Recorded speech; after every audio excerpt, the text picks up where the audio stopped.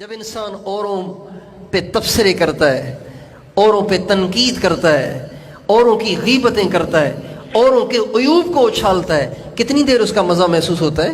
جب انسان اوروں کے بارے میں اپنے تجزیے پیش کرتا ہے نا، اوروں کے بارے میں اپنی رائے قائم کرتا ہے، اوروں کے کیڑے اوروں کو نکال کے سناتا ہے تو بہت مزہ آتا ہے۔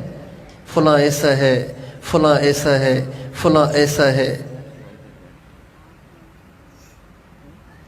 خاص طور پہ آج کل تو علماء کے کیڑے نکالنے کا بڑا ایک رواج چل پڑا ہے، اہل اللہ کے کیڑے نکالنے کا ایک بڑا رواج چل پڑا ہے، داڑھی والوں کے کیڑے نکالنے کا ایک بڑا رواج چل پڑا ہے، نمازیوں، تبلیغیوں،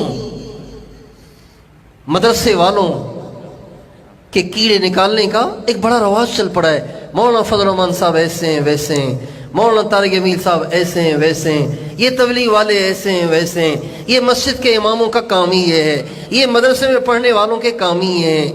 ایک عام وبا چل پڑی ہے، ایک عام بیماری پھیل گئی ہے۔ ان علماء، ان اہل اللہ، ان اہل دین کے بارے میں اپنی رائے قائم کرنا، اپنے تجزیے پیش کرنا، ان کے کیڑے نکالنا، ان پہ انگلیاں اٹھانا، یہ عام رواج چل پڑا ہے۔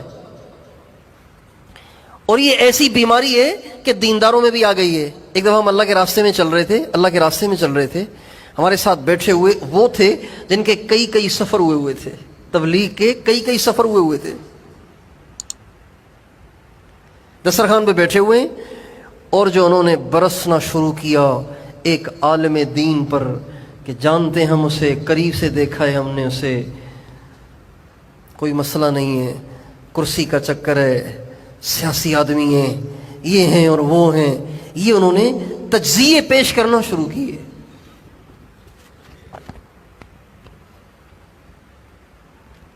بولتے رہے، مجھے پیٹ میں مروڑ شروع ہو گیا کہ یہ سر پہ پگڑی ہے، اس کے چہرے پہ داڑھی ہے، کیا اس کو معلوم نہیں ہے کہ غیبت حرام ہے؟ غیبت زنا سے زیادہ بدتر گناہ ہے۔ غیبت کرنے والا اپنے بھائی کا گوشت کھانے والے کی طرح سے ہے۔ یہ کیا کر رہا ہے؟ اور یہ عالم دین کی غیبت کر رہا ہے۔ ہمارے نبی کا ارشاد ہے، من زار عالما فکأنما زارنی، جس نے کسی عالم کو دیکھا اس نے مجھے دیکھا۔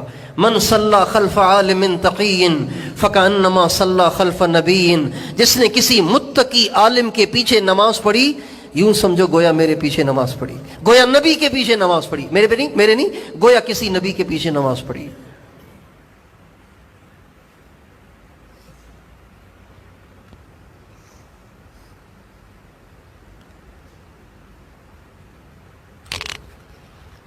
علامہ جلال الدین سیوطی رحمۃ اللہ علیہ نے ایک کتاب لکھی ہے، پتلی سی ہے، چھوٹی سی ہے، اس میں ایک حدیث نقل کی ہے۔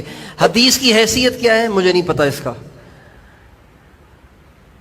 علامہ جلال الدین سیوطی کے نام سے وہ ہم نے کتاب پڑھی تھی آج سے کوئی 30 سال پہلے، تو اس میں جو حدیث میں نے پڑھی تھی وہ مجھے اب تک یاد ہے، میں آپ کو سنا دیتا ہوں، باقی علماء سے تحقیق کریں کہ ضعیف ہے یا موضوع ہے یا صحیح ہے، یہ تو علماء، بڑے علماء بتائیں گے۔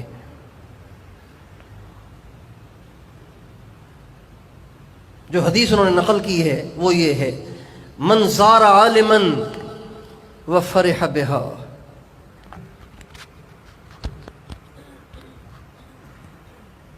من زار عالما وفرح بہا،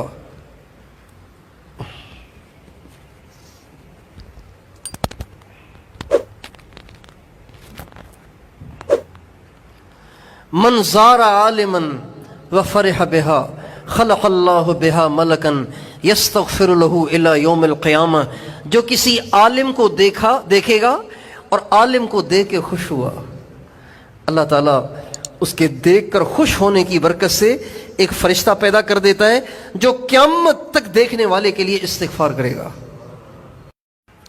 جب انسان اوروں کے کیڑے نکال رہا ہوتا ہے، اوروں پہ انگلی اٹھا رہا ہوتا ہے، اوروں کے عیوب کو اچھال رہا ہوتا ہے، اسے بہت مزہ آتا ہے، لیکن اس جرم کی لذت وہ کب تک محسوس کرتا ہے؟ جب تک کر رہا ہے، محسوس کر رہا ہے۔ اس کے بعد کیا ہوا؟ لذت ختم ہو گئی، اللہ ناراض ہو گیا، لذت ختم ہو گئی، آخرت برباد ہو گئی، لذت ختم ہو گئی، قبر تاریک ہو گئی، لذت ختم ہو گئی، موت مشکل ہو گئی.